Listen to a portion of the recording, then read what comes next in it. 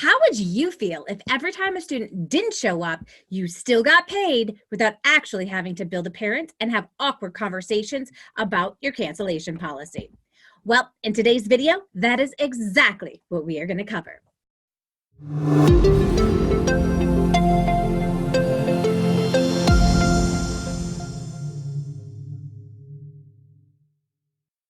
Hey everyone, my name is Joanne Kaminski, the owner of the Ultimate Support Group for Online Tutors on Facebook. And lately, due to the holidays, everyone has been wondering what to do if there are cancellations and how to handle it. And since I've been down this road many times, I feel like I finally have come up with a solution that works for me. I offer my suggestions not as something that you have to follow, but to help you understand how my system was developed over time, changes that were made, and the incredible amount of money that I get to keep as a direct result. Now, this past week, Jim Shelley asked, what is your policy on canceled sessions? I've had students cancel on me last minute in the past, but most of them have been professionals who got stuck at work or in traffic, etc. And since I've been there, I usually let it slide. I do have a 1-hour notice cancellation policy set on my WiseApp profile, but I've never enforced it. Do you all enforce your cancellation policies if you have one? Thanks. So let's take a look at the journey that I have specifically traveled. I started by charging my clients weekly and monthly. I would personally send out an invoice, which was no problem when I was getting started. In fact, it was exciting in the beginning to send out this invoice. I felt so professional. I was using PayPal and had it set up to send to my clients. And there were many times that clients would not pay on time. So I knew that it was time to set up expectations letter when I first started working with clients so that everything was clear right from the start of our relationship. In this letter, I put information about how my payment works, my prices, and what my expectations are. I specifically wanted to let people know how cancellations work because there would be times when clients would kind of disappear off the face of the internet and then never get back to you again. And this was a weird concept for me that I had never experienced with my in-person clients. I decided to let people know that I had a 24-hour cancellation policy, and that if they didn't show up, then it would be charged as if we had had that session. My real intent was just to get them to communicate with me. See, the real problem was, not them showing up. I would be super lenient with them because I cared about the relationship and helping the child more than I cared about anything else. And ever since I taught in the classroom, I kind of felt bad taking things out on kids for parents' mistakes. And this began to transcend into my tutoring business. And it still does. I mean, like most tutors, I have a giving heart, but at the same time, I don't like my time disregarded. So I decided to be more clear right up front. And with this letter, I stated my prices, how payment works, and then go into my cancellation policy. Here's what it sounds like today. If you're not able to make a session, please request a change in time for the week at least 24 hours in advance. If you're unable to do this and miss a session, the session will still be charged. While I am lenient up to 3 times because I realize that things happen, I always put the responsibility of rescheduling in the parent's hand. All you need to do is contact me and we can set up a different time. If no contact is made, then we will be charged as if there was a session. There are no exceptions to this. Since I have a full caseload of students, it's really important to start and end on time. If you show up late, it usually will not be possible to make up that time. The reason that I'm lenient up to 3 times is because getting students on a regular schedule at the beginning can be tough. I mean, the parent feels really bad if they forget, and I usually have their phone number and I'm able to text them right away that I'm ready when they are, but sometimes a parent is not by their phone. And I feel like in the beginning, if they are struggling to get organized, that after the first couple of sessions, everything really kind of works itself out and it's very smooth. And then it's not like it becomes a habit for them. The other thing that I found over time is that some people are just habitually late. It doesn't happen often anymore now that my rates are much higher, but it seems like the higher rate kind of makes them more cognizant of how much my time is worth, and they don't want to take the chances of having to pay for a session that they did not receive. Now, no client has ever needed me to be lenient more than 3 times on average unless there's a problem. The holidays can get very tricky. Kids have concerts, people have get-togethers, and people just tend to be a little bit more frazzled. And same thing during spring break and the beginning of summer. I've just realized that there are times of the year where everything doesn't go as smoothly as you would like it to. I used to work all holidays except Christmas Day and Easter, and the entire Christmas week would be a fun journey. My family and I would always travel back home, and I would bring my work with me. I mean, If you don't work and you're a tutor, then you don't get paid. So I decided to just keep working. In fact, we often would begin our journey driving to Massachusetts, and I would still have some students that I was working with, and I would just work with them in the car on the way. And we had to drive through Chicago, so the Wi-Fi was really good for the next 3 hours, and I felt it was better to still be making money and be on the road at the same time. Kind of like a win-win, hey? And once we would get to Massachusetts, I'd still work with my students. However, because of the break, only about 50% of my students would actually show up. I would sit there frustrated because my family was off doing something fun, and I felt like I was stuck tutoring in my mom's kitchen. And while the money was needed, I really should have been putting the focus on my family instead of getting upset when other families were enjoying the holidays together. After a few years of experience the same thing over and over again, I decided to tell everyone that I was taking the week off. And this gave me a sense of peace, but not a sense of security over my income. I would make less during the holidays because people would ask for refunds. I would honor it because I valued the relationship more than the money. However, something bad happens as soon as you start giving refunds. Your clients begin thinking that if you give a refund when there isn't a session, then you're going to do this all year long. And the amount of refunds they begin asking for increases. This also has a drastic effect then on your bottom line. Now, after 5 years of kind of going through this process, I came up with a new solution. I thought, all right, what if my clients know that they can schedule an extra session anytime in January or February, that I can keep more money?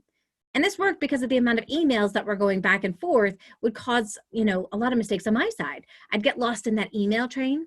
And sometimes I forget to add the time onto my calendar, and then I would miss a session.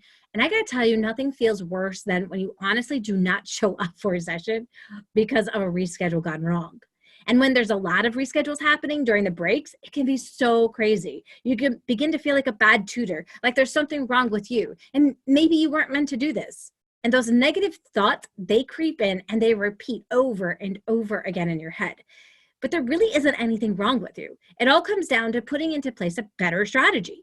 So I began hearing about systems like Calendly that handle the scheduling for you. I didn't want to put something in place like this all of the time, but I began thinking, what if I used it just for reschedules?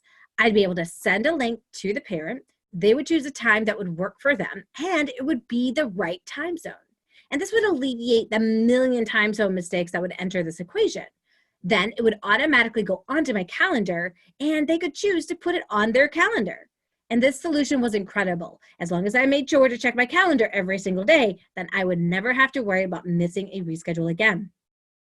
I noticed an immediate positive response. The parents enjoyed the ease of the reschedule. I enjoyed that I didn't have to go through a million emails with a reschedule, and the entire process was streamlined. Now, after I learned about Calendly, I learned about a free system called 10 to 8 that did the same thing and was good for up to 100 free appointments each month. Now, other tutors began using 10 to 8 and they loved it so much that, it was something that was free and it could fit into their budget. And then I came up with this idea. I thought, to keep more money during the holidays and breaks, what if I just offer a reschedule, no refunds, unless the parent specifically asks for it, and we make up instead the time that was missed. And this upcoming week, I'm personally going to send a message to all of my students to let them know that I'm going to Florida with my family for Christmas. So I'm going to tell them that to make up for that time that we're going to miss, they can schedule a reschedule anytime in January and February. I'm going to give them a link to my calendar and wish them all a very Merry Christmas with their family. Now, this strategy in the past has resulted in me keeping 75% of the money that I would have to normally give back in refunds. I have now used the strategy for 2 years. It's been well received and my clients, and it works really well for me. So do you like videos like this? If so, please hit that like button and subscribe so that you can get more video tips about running your online tutoring business. Now, let's take a deeper look at the expectations letter that starts this entire process in motion. And if you want a copy of this letter and a template to craft your own letter, you can go to the description and get it sent to your inbox. So here are a few of the sections that we have. We have how payment works and expectations. We also have just the expectations. Then we have my promise to you. And we also have communication. So the first section, how payment works and expectation, just goes into how I now utilize the automatic payment plan. I personally use Stripe, but you can set up the automatic payment plan with PayPal as well. And I just tell them, hey, before your first session, you're going to receive a link to fill out a registration form.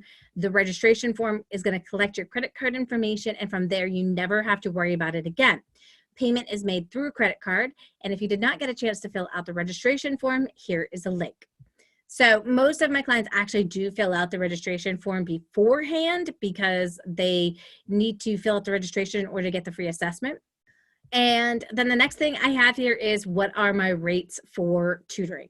Then I have my expectations, which I shared with you before, and then my promise to you, because, you know, at first I began thinking, you know, this kind of sounds like it's kind of harsh. It doesn't have a warm tone to it. And I want people to be like motivated, not just feel like they're being kind of talked down to, or feel like they are not having, you know, a positive vibe from the letter, right? So I put in here my promise to you and the kinds of results that they can expect. And they include, you know, that their child will get increased grades, will close the reading gap, you know, that their child will be inspired to read more, will increase their standardized test scores, their confidence. And then I also shared that my business works on referrals. So if they're satisfied with the result, know someone's struggling, I just ask for them to pass on my information, because that will help me continue to be able to work with other struggling readers as well. And then I have the communication, because everybody has a different expectation on communication. I want to just let them know right out of the gate that I'm not going to be one of those tutors that's going to email you after every session and let you know how things are going.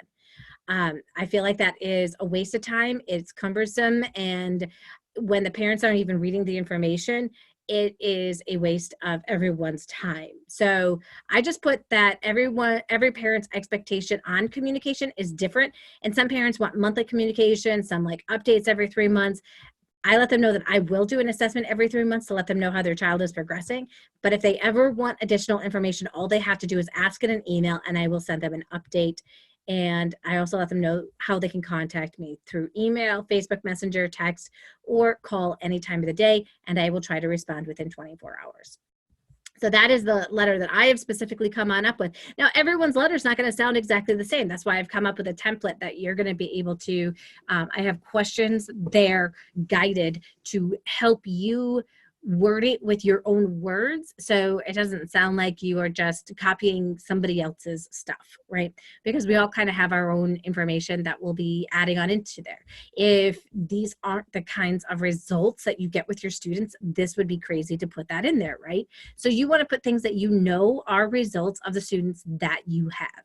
And that's all there is to it. So if you'd like a copy, just click on that link in the description and I will get it to you. Now, my hope for you this holiday season is that you get to keep more money in your online tutoring business and you enjoy your time with your loved ones. Now, Stina Schmidt and I, we did a review of 10 to 8, that free calendar schedule I was talking about. If you'd like to take a look at that video, then click on the video on the right-hand side. You're going to get to see how this calendar integrates with your current calendar and how easy this entire process is.